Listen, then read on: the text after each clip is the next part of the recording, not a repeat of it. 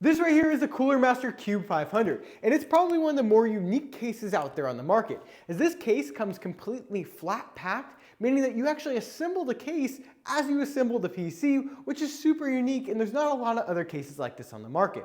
I've taken a look at only one other case like this, which was the N-Win POC, and that was a really fun experience, and I thought, why not take a look at this case to see how it compares? With that said, I was thinking, what's the best way to actually review a case like this?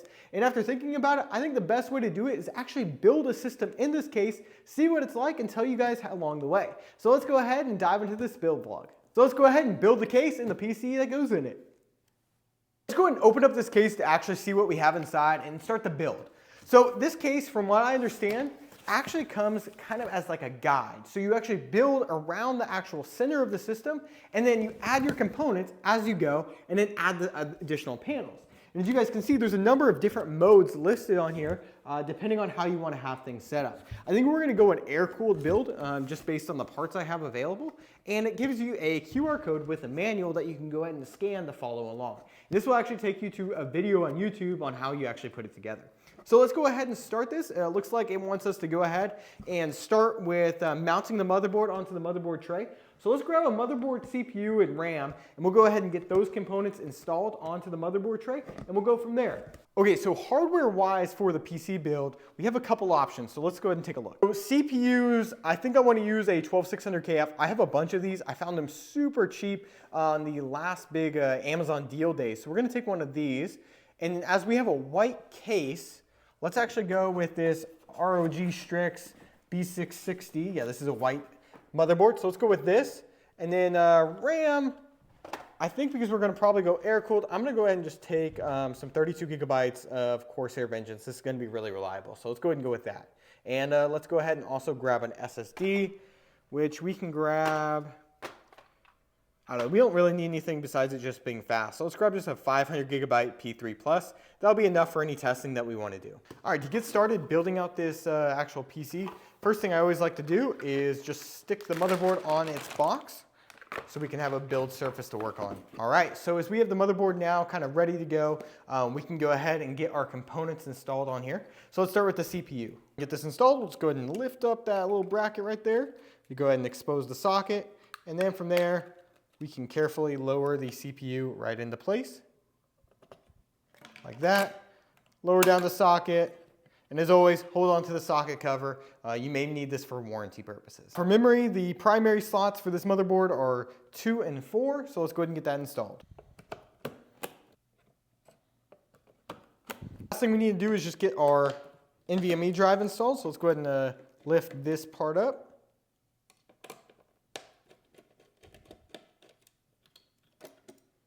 Go ahead and expose that. And then we can go ahead and take our drive, slot it into place, and then use the nice little Q-latch mechanism to hold it down. And then we can go ahead and put down our actual heatsink. So with the motherboard pretty much prepped now with the SSD, CPU, and memory installed, let's go ahead and get this installed into the case. Now with the actual base plate of the case ready to go, what we'll do is we'll take our motherboard and we'll go ahead and just put this right onto the standoffs, and we can get this screwed into place.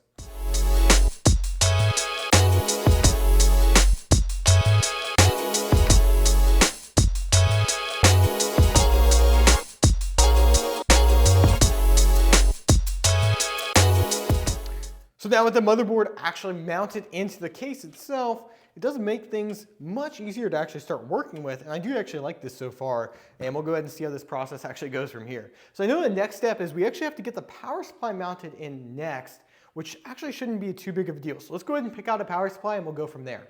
So when it comes to power supply selection, I think I'm going to go with this Seasonic GX850. I actually just got this in. So let's use this. This should be plenty of power. More than we probably actually need. So to actually mount the power supply, what we're gonna do is take this bracket that's included, slide it over the power supply, and then we'll get these 3 screws to go ahead and hold it into place.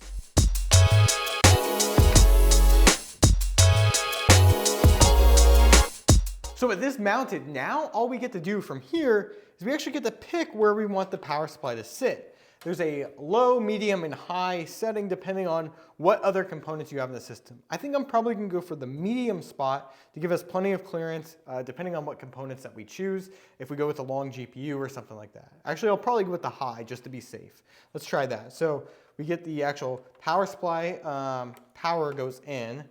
This way it's actually plugged in all the time. And then this should sit something like that. And that's now installed. And then to actually keep it in place, we're gonna add a screw into the side, basically to hold the bracket exactly where we want it. Next step in the box, we see that the next part is to mount the rear panel as well as the GPU with this panel right here. Installing this rear panel, how it does is it actually slots in right on the very back, and we'll actually line up only in one way, just like that. And now we can go ahead and get this screwed in.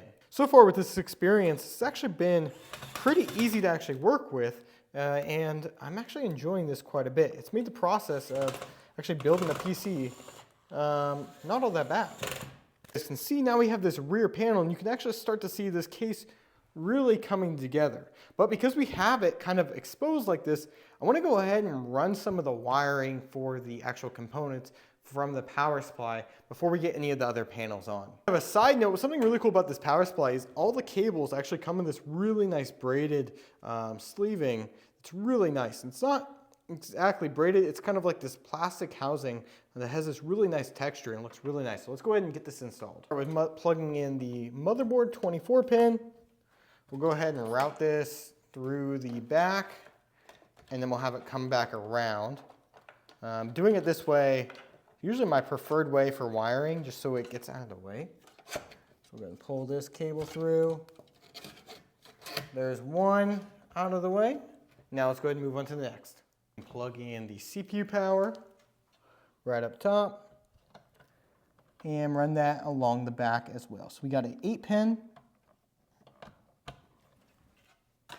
And then we got to go ahead and split our other 8-pin into 2 4s and plug in the first 4 into the 4-pin connector right up top. That done, we can just go ahead and plug all these in.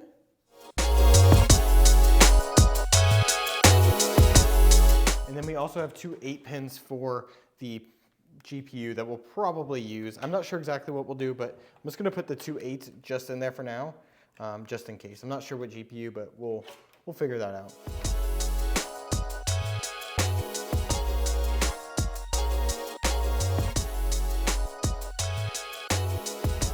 This time take care of the ARGB for the rear fan. We have the system exposed like this. I think I'm also going to go ahead and add the air cooler, and then we can go ahead and build the rest of the system around it. The air cooler, I'm thinking of using this Master Air MA824 Stealth. This is a brand new cooler from Cooler Master, and I think it'll be a perfect fit. It's going to be a little large, but it's going to be perfect and keep that 12600K incredibly cool. I went ahead and pre-installed the actual mounting hardware for the cooler itself, so let's go ahead and get this into place. Luckily, the thermal paste is already pre-installed, and we can go ahead and just slot this right down onto the CPU, making sure we line up the screws on either side. And the second we do that, we can then take our screwdriver and use the pass-through screws to tighten everything down. So we'll get the right, and then line up the left, and just basically tighten this down until it's all the way tight. And there we go.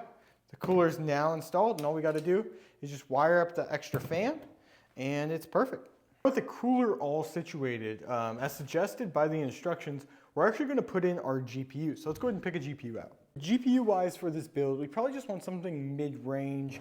I do actually have, I think I'm going to go with this EVGA card. I got this used, I believe it's a 3060. I got a really good deal on it, so let's go ahead and just throw this in there. So on the GPU, it's pretty simple. We're just going to basically slot it right into place. Not a lot of obstacles to avoid or anything like that when it comes to working in an open environment like this case. And then we just got to give it a little push down and lock it into place. And now we do have to run our power to it, so let's go ahead and get it screwed in, and then we'll run power. point, it's basically like we have a test bench, and that's one of the configurations you can have this case set up as, which is kind of cool if you do want to kind of have a quick test bench to go ahead and test out like GPUs or something like that. But we're going to go ahead and build this to the full case version, so let's go ahead and go on to the next step. So the next step in the actual box is the front panel, which is this one right here. And we got the actual really nice mint green that we have for the coloring of this case. So let's go ahead and get this all plugged in as well as screwed into place. Getting this installed, this is actually just a little cover, the actual colored part, and so I believe it just pops off like that, and it's adhered with these little like, I think they're either magnets or there's some kind of like popping mechanism. But yeah, I would pull that out, and then we actually mount this piece onto the front of the case. So when it comes to actually mounting this front panel, what we want to do here is go ahead and just align everything. So everything is straight. And I think we want to go ahead and make sure that all lines up at the top and the bottom.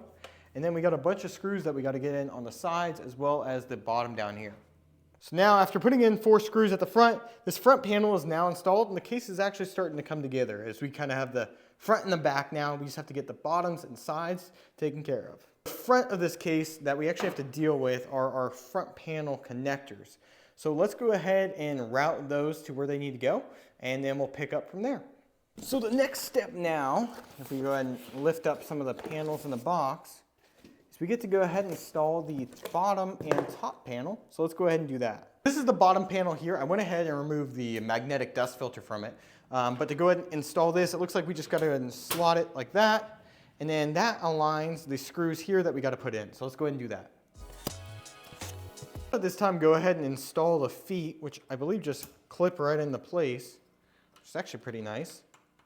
I do like having removable feet for builds and stuff like that. It does make things very nice to work with. So just grab our last one. And there, that's good to go. For this top panel, we're going to go ahead and pop off the colored panel real quick and work from there. So this panel installs just like the bottom. So we go ahead and just line it up. And basically from there, we just put in a screw here as well as one right up here, and it's good to go. So at this point, we only have our back panel, which we can go ahead and now pop into place as well. What's cool about this case is, honestly, didn't really route a lot of cables, you know, any specific order so far, and I really haven't done any cable management, and I probably will do some later, but just as a test for now, all the cables kind of are going in their own channels automatically, if you look closely, which is actually really nice and makes the cable management process way easier. And it's actually kind of nice having that power supply up front. Now getting this back panel on, I think we just go ahead and lift it up, and it should just snap right into place, and there we go. Now we got a couple more things in the box.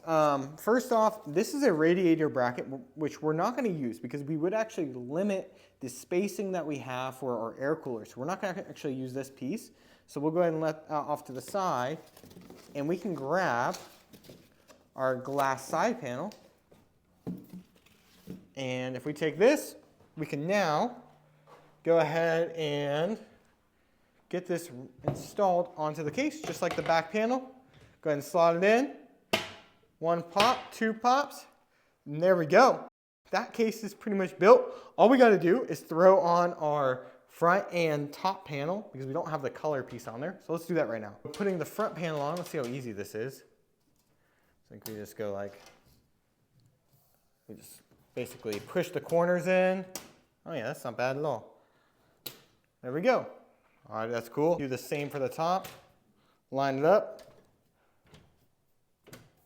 And there we go. Now we got this kind of color contrast with the nice blue and white, which looks really, really good.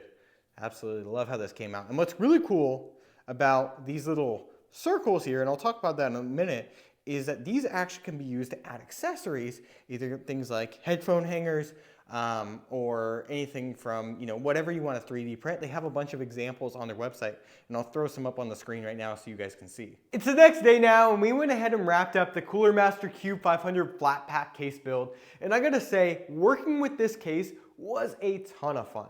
It was just super unique because there's not a whole lot of other cases like this on the market, where you actually build the case as you go along in the process of building your PC. And from my experience with like the Inwin POC, I actually like this model better because it's actually easier to assemble. There's, the Inwin is really cool because you actually have to fold the panels, which I enjoyed. But I think for the average consumer, putting something together like this is not a big deal. And in some circumstances, building it this way can actually be easier for small form factor builds. The reason for this is when you're trying to work in, maybe a compact ATX form factor like this case, or something like the Asus Prime AP201, which I recently did a build in, you end up working with very minimal room to actually get your hands up there for anything at the top of your motherboard. That includes your CPU power, fan headers, RGB connectors. It's just really hard, especially if you have like a tower heatsink. But when you're working with a case like this, you can plug all that stuff in before you even add the top and bottom panels to the case, making it super easy to get everything at the top plugged in, all your front panels at the bottom, and it really helps that build process kind of flow along. And it also makes the process of actually cable managing everything really easy as well. So I'm a huge fan of how this case came together, and it doesn't require a ton of screws either, which is something that really helped me feel more confident in recommending this case. Because this is something that you definitely have to consider when you're buying something that has to be assembled. Is it too complicated for the end user? But this case, if you either follow the video guide that you have from Cooler Master on their YouTube channel, or you just kind of follow the general instructions laid out on the box, there's not a whole lot of ways you can mess this up. There's not a whole lot of screws required. There's not a lot of assembly required. You just kind of put it together. You know what panels are which, and it kind of just comes together really easy. And I really didn't even need to look at the instructions. And if I were to take this case apart, put it on the ground, and then put it back together, I probably could do that without even thinking about looking at the instructions, just because of how easy it's actually to work with. One feature of this case that I really didn't get a chance to really play around with was the fact that you can 3D print a lot of parts for this case. As you can add additional things like, this is one of the ones they give you. It's basically like a headphone hanger, and this actual cheese grater part of the front of the case, the top, as well as the back. You can basically make parts to go ahead and stick on there. I've seen things to everything from like, mouse holders to, headphone holders, a bunch of other different accessories that you basically just pop right into place, and it makes that process really cool because you can just customize the case as you want it. It's kind of like the Crocs of PC building. So when it comes to my recommendations of what this case should be in the next iteration, I think Cooler Master did a great job here. But there's a couple things I would improve. First off, I'd probably make the case, if they want to stick with ATX, maybe an inch taller or half an inch taller.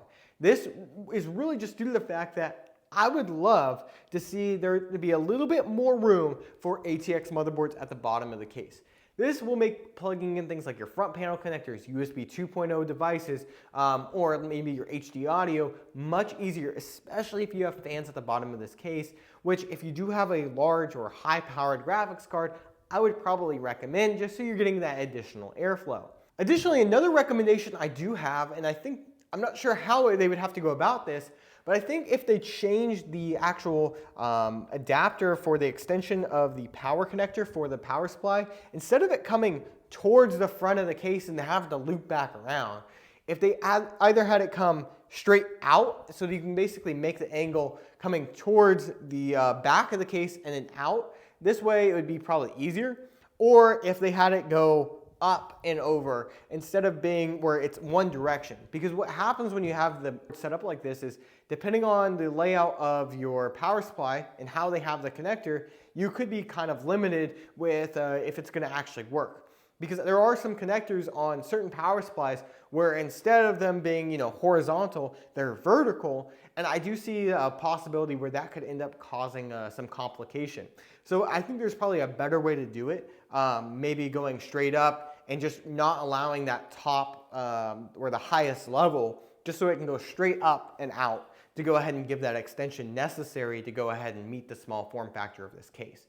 It's kind of a thing I think that very few people will actually run into as an issue, but I would like to see it change just so people don't have to think about it when building their PC, because if they get halfway, that's not going to be a very fun day. One last recommendation I do have for this case, and I understand why Cooler Master did this, but I would like to see a little bit better dust filters. The reason for this is if you actually take off the front or the top panel, which are removable and you can change the color depending on what case version you get, the actual dust filter itself is pretty cheap. I'd rather see this actually be like a magnetic, just so it's way easier to remove and get back into place. This is just a really cheap dust filter, and you probably can blow it out, holding it like this. But I usually like to actually get the dust filter separate, because that way, if you really did need to, you can actually just wipe it down instead of having to, do it with the panel itself.